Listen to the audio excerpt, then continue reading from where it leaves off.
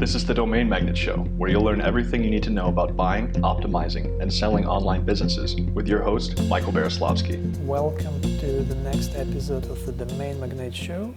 Today we have Blake Hutchison from Flippa returning for a second discussion. Hi, Blake. Hi, Michael. How are you? Good. Thank you for joining us again. So we last spoke 9 months ago and had a really interesting conversation about Flippa, covered a lot of basic tips and also more advanced advice for buyers and sellers. I'd love to hear a quick update first. How are things going at Flippa lately? What has changed in the last 9 months? Yeah, no problem. Well, great to chat again. No doubt you're working from home, just like the rest of us around the world. We've seen huge amounts of change at Flippa in the prior 9 months, both as a team, but also the platform as a whole has changed a little, evolved some of the feature sets. And of course, through this odd period that we're all very familiar with now, we've seen some even more change in just the way that buyers and sellers are operating on the platform. Do you want me to start out with some of the product changes that we've made? Yeah, sure. That sounds interesting. And I love your shirt, by the way. Yeah, thank you very much. Own Your Future. So that's kind of our, I guess, our tagline at the moment. And it's very much about this journey that we're all on to take greater control of our future. And we find that people who look at Flippa are looking at Flippa for a few reasons. They're either looking to start something, in which case they're buying something relatively inexpensive. They want a good site from which to grow from. Or they're looking at supplementing their income with an income producing asset and something that's got some history to it. In each of those cases, either starting or acquiring something with traction, it's very much about taking control of your future. It's very much about looking after yourself, investing yourself, using your skills, using your subject matter expertise and your drive to grow something that you own, that you're passionate about, and that ultimately you can realize value from. And I think that's going to be a very, very significant change, not only through this time right now, but for the next 5 years. We're going to see more online business owners than ever before. And so that's the Own Your Future mantra. Yeah, absolutely. I think the future of work is changing. We are seeing a lot more people looking for remote jobs now, looking for a remote opportunity, and also so many people are laid out and so many people lost their jobs in the past months that many of them are looking to start a business, to acquire a business as well now. I think Flippa might have a lot of new customers now. Yeah, it's been super interesting to watch. You and I have been sharing some emails back and forth, and it's been super, it's been a boom time, for want of a better description, for buyer demand. And so what we're seeing right now is probably as a result of the uncertainty in global economies, we're seeing a lot more people register on Flippa and begin their browsing experience. So they're looking for something to acquire. And they, like any large group of people, there is a mix between those people who have got not a lot to spend. But what I found is that there's a lot of uncertainty around traditional asset investment. And so we've seen people who have said things like, I was going to buy an apartment or home, and now I feel more comfortable buying a digital asset and investing in the example that I'm talking about right now, the individual said, I feel more comfortable investing my SEO expertise in a number of digital assets that I can grow and run and build value on. And then there's other people who have said that the stock market right now is, fortune favors the brave, but it's a very, very delicately poised market. The reality is it's mostly overpriced, and unless you know exactly what you're doing, there's a huge amount of uncertainty. And so again, we've heard anecdotal feedback from some of the buyers joining that they feel like now is the time for them to invest in digital assets for the very first time. So it's quite exciting for all of us. Right. So yeah, you were saying that there are many new buyers coming to Flippa now, interested in supplementing their income. And what kind of sites are they looking? Is it still the same, mostly content sites, or is it something different now? Yeah, look, it's very similar. The shape of what people have looked for from a business model standpoint is the same, but what has changed is the vertical. So there's some really obvious changes, like travel has fallen out of favor, and people are less inclined to look for travel websites. On the flip side, and it sounds very obvious, but anything to do with health and wellness, anything to do with finance, anything to do with home repairs, cooking. These are the types of digital assets right now which a lot of buyers are looking out for. The business models are relatively flat. People are still looking for that great SaaS business that they can optimize further. There's few and far of those for people to acquire. And so if anyone has a good SaaS business, I think it's a good opportunity to realize some value, but that hasn't changed.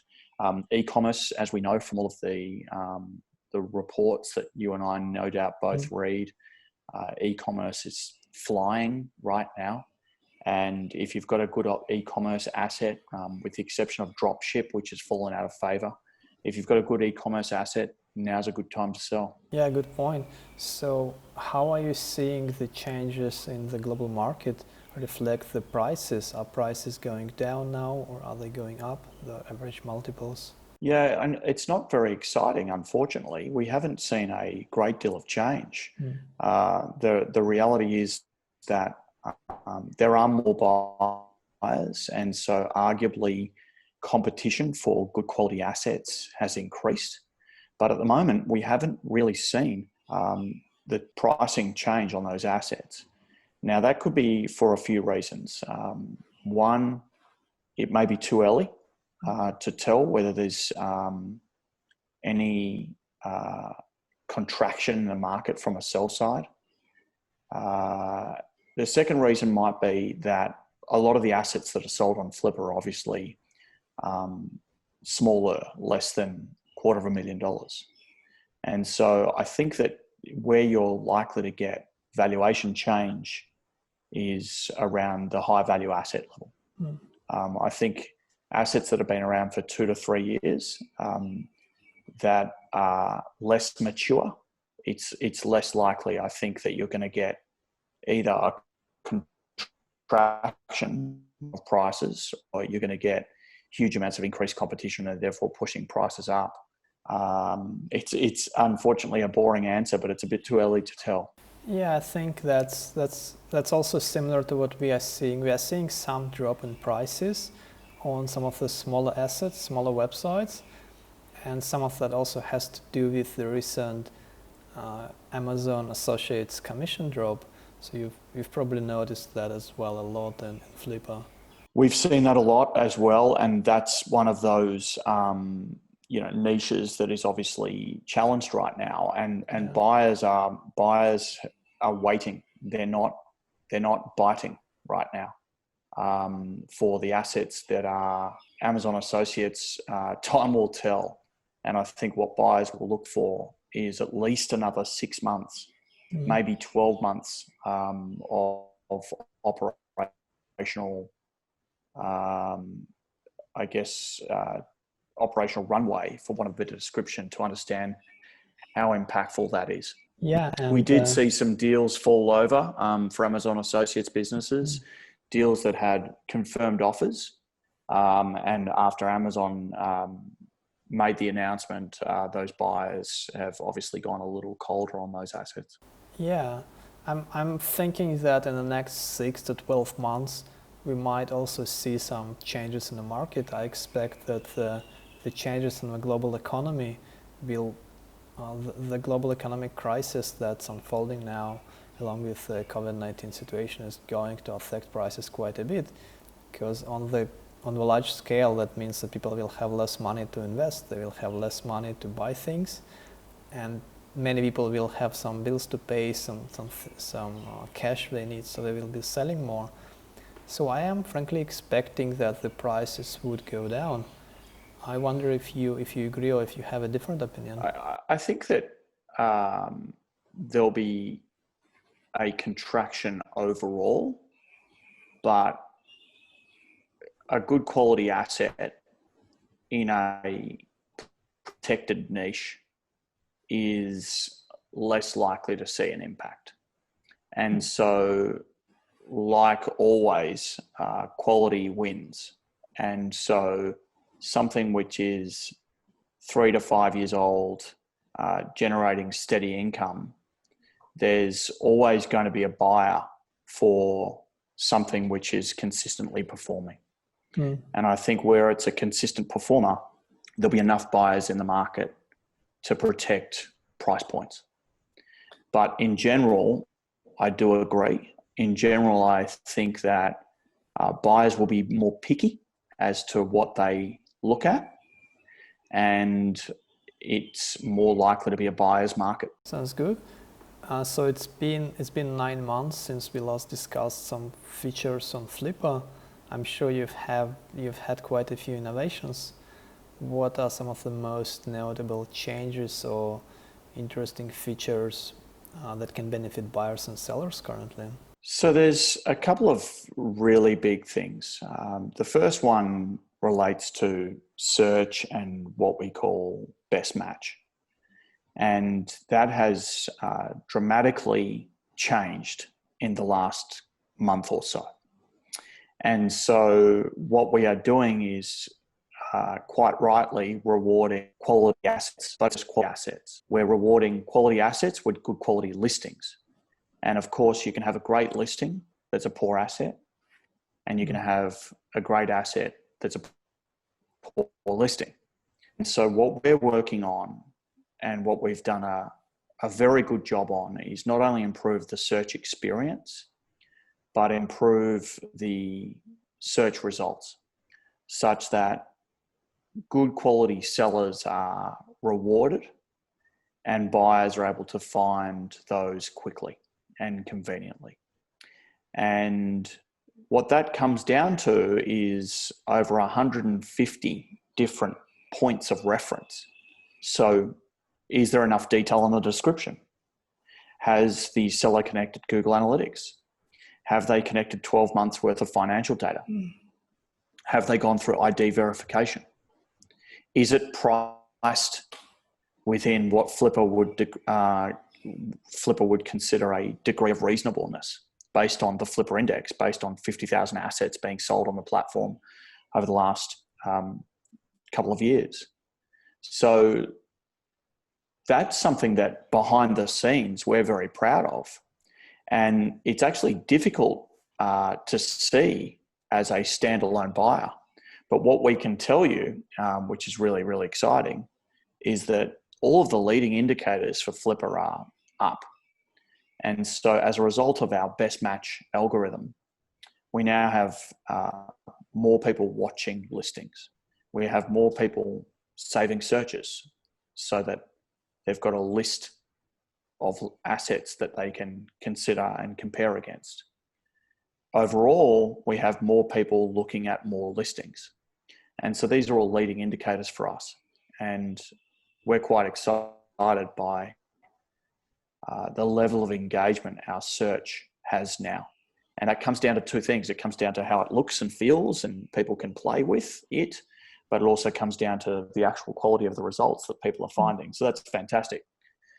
Probably the second biggest feature, which is launching this week and no doubt live by the time we've published this podcast, we're launching an integration with SEMrush.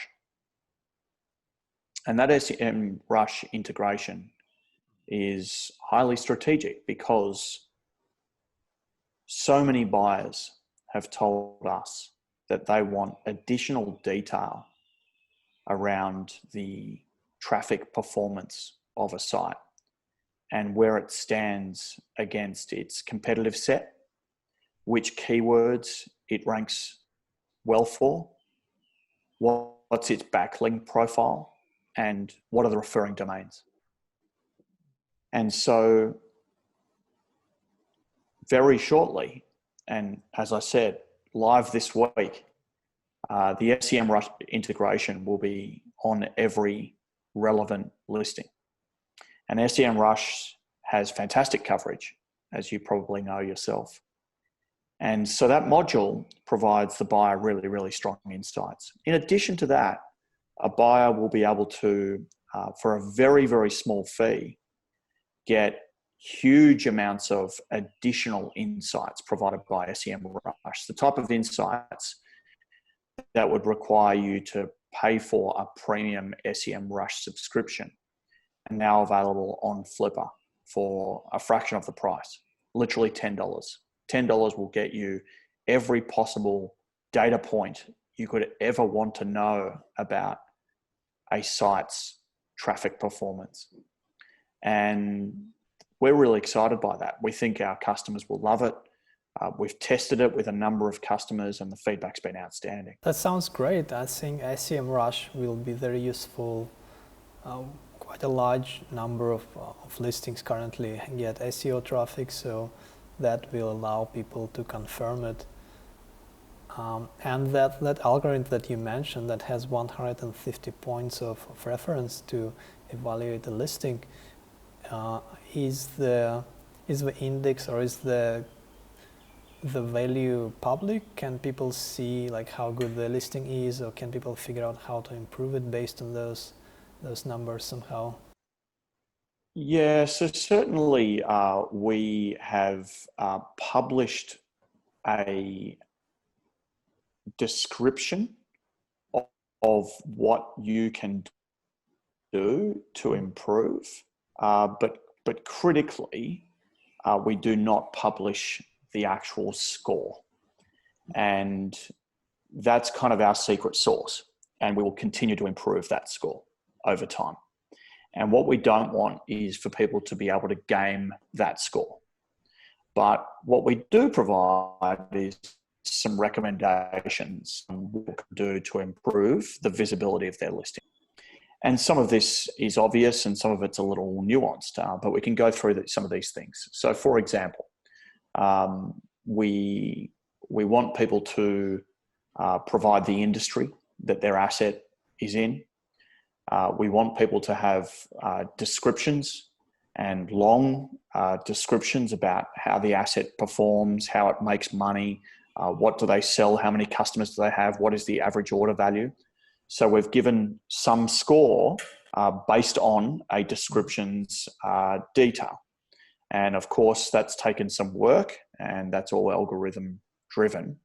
But the basics, what do you do? When was your business started? What industry do you operate in? How do you make money? Moving on to operations. What are the products that you make? What is your average unit cost? How does fulfillment work? Where are your customers based? How do you handle returns? So when you answer these questions, Flippa is looking out for keywords and assigning a score accordingly. Then we look at financial performance. And so we look at, obviously, revenue inputs, expense inputs, net profit. And then from there, we can create a price range. And that price range is a behind-the-scenes guidance to Flippa so that we can assess the degree of reasonableness of a seller.